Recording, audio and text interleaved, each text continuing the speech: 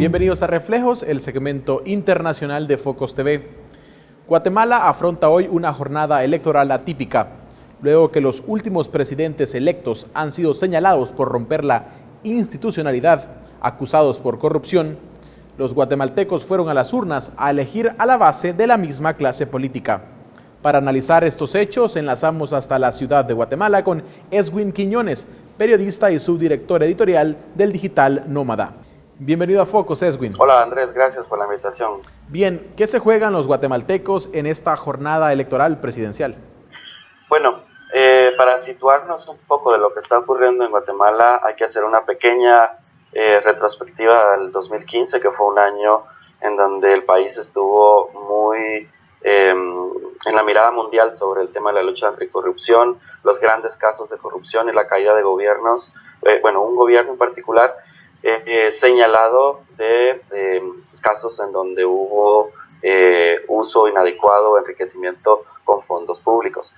Del 2015 para acá hubo intentos por transformar el sistema electoral o modificar la ley electoral para tratar de hacer una limpieza de lo que fue llamado la vieja política.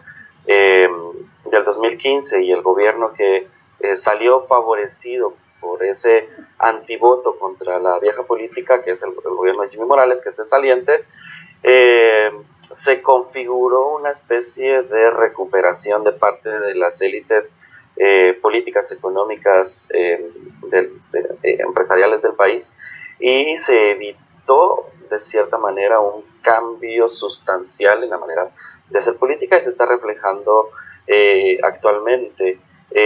Más de 70 diputados que aspiran a la reelección, una candidata que tiene proceso en su contra y que este momento tiene su última oportunidad de o gobierna o se enfrenta a un proceso penal, y 5 candidatos que se beneficiaron de una salida boicoteada de 2 personas que tenían una fuerte percepción de voto. Una de ellas era Telma Aldana. Este gobierno tuvo un debilitamiento institucional, provocó un debilitamiento institucional en su empeño por debilitar el trabajo de CICIG. Las próximas autoridades, independientemente de quién sean las que ahorita se enfrenten en el balotaje, tienen ese desafío mayúsculo de recuperar, además de la confianza del guatemalteco, recuperar la institucionalidad que se vio dañada, afectada por esta forma de hacer gobierno. Hay un futuro un poco complejo, lleno de incertidumbre, con la misma incertidumbre con la que llegamos a este proceso de elecciones. Las mismas mediciones electorales o de intención de voto nos dijeron hasta este momento que había un alto porcentaje de voto indeciso o de una proyección de un abstencionismo que podría afectar o de cierta manera beneficiar a los candidatos que en este momento se pueden enfrentar a una segunda vuelta electoral. Bien, la candidata que tú mencionabas, que o gobierna o va a los tribunales, es Sandra Torres, quien lideraba las encuestas con el 20% en intención de voto, pero también con un fuerte antivoto y rechazo. ¿Cómo analizar este fenómeno para una segunda vuelta? Sandra Torres lidera un partido de ella que ya gobernó con el gobierno de Álvaro Colón. A ella se le consideraba ser el poder detrás del poder, y aunque ella, algunos ministros incluso lo han dicho en off the record, de que ella era la que comandaba las reuniones, las decisiones, etcétera. Ella era la encargada de un proyecto estrella del gobierno de Álvaro Colón, que es el programa de cohesión social, que es el que se heredó del gobierno de Lula, el gobierno sudamericanos, en donde se otorgaban ayudas a la población para incentivar la educación, remesas familiares, etcétera, etcétera. La gente la recuerda a ella por eso. Desde esa administración, el partido es actualmente el que mayor estructura tiene en todo el país.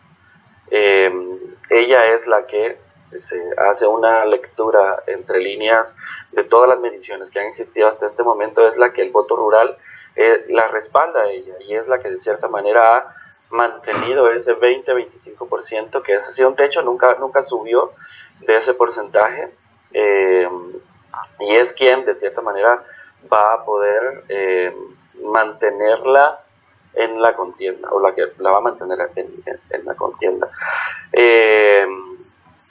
Pero también ha generado cierto rechazo, además de que el gobierno de la UNE tuvo una investigación, todo el Consejo de Ministros fue capturado, incluyendo al presidente Álvaro Colombo, en un caso de corrupción que a ella no la tocó, porque ella, no siendo funcionaria, no firmaba decretos, etcétera. Y también se le recuerda el hecho de que haya intentado hacer un fraude de ley al divorciarse del presidente para optar a una candidatura presidencial y evadir de esa manera la prohibición constitucional. Ese es el escenario que se enfrenta a ella, un tope de preferencia electoral sostenido por el área rural y por toda esa estructura de un partido que en este momento es el más sólido, y que también en las áreas urbanas, sobre todo en la capital, tiene un alto rechazo. Nos enfrentamos hacia una segunda vuelta en la que, independientemente de cómo esté terminándose ahorita el conteo de votos, se enfrente a 2 o 3 escenarios que pueden ser desfavorables para ella, o que los aliados que ha tenido en el partido de la UNE en el Congreso vean una amenaza, independientemente de las figuras, por ejemplo Telma Cabrera, un Edmond Mulet o alguien que pueda generarle cierto temor en una segunda vuelta, logre aliados, partidos vinculados a lo que se llamó aquí en Guatemala el Pacto de Corruptos, Partido Todos, Podemos, etcétera, se alíen a ella y luego hagan una especie de alianza para una segunda vuelta y beneficiarla a ella. Ahora bien, con la no participación de Aldana y la participación sí de los partidos del Pacto de Corruptos, ¿quedan opciones políticas viables para los guatemaltecos? ¿Son elecciones que se pueden considerar legítimas? Estas elecciones se configuraron con el actual ordenamiento legal, basados en la ley electoral de partidos políticos. Es decir, todos los partidos que ahora están en la contienda, que son quizá en el momento donde más opciones se fueron creadas, algunos reciclando políticos, otros reciclando candidatos, etcétera, pero fueron donde más opciones fueron creadas, hizo que el guatemalteco dudara fuera muy escéptico para enfrentarse a este proceso. Empezamos con 27 partidos políticos y al final 4 candidaturas tuvieron problemas, unos porque enfrentaban problemas, procesos penales, otros porque no lograron finiquitos, Telma Aldana, que fue boicoteada, Suri Ríos, que se le aplicó la Constitución, etcétera, y nos enfrentamos con 19 opciones electorales. De ellas, un alto porcentaje vinculados a la continuación de esa alianza por procurar impunidad o conservar cierto nivel de impunidad, y partidos que son más allegados hacia la izquierda, hacia el progresismo, etcétera, etcétera, pero con una intención de voto muy reducida. Ha habido una sorpresa que hasta este momento es hasta algún punto de vista interpretado como positivo, porque de una organización campesina se formó un partido político y el voto huérfano que dejó Telma Aldana lo adoptó un porcentaje de ese voto Telma Cabrera, que es la candidata que representa a las comunidades indígenas, y que tuvo un alto porcentaje, tuvo un crecimiento de intención de voto en los últimos meses o previo a la campaña.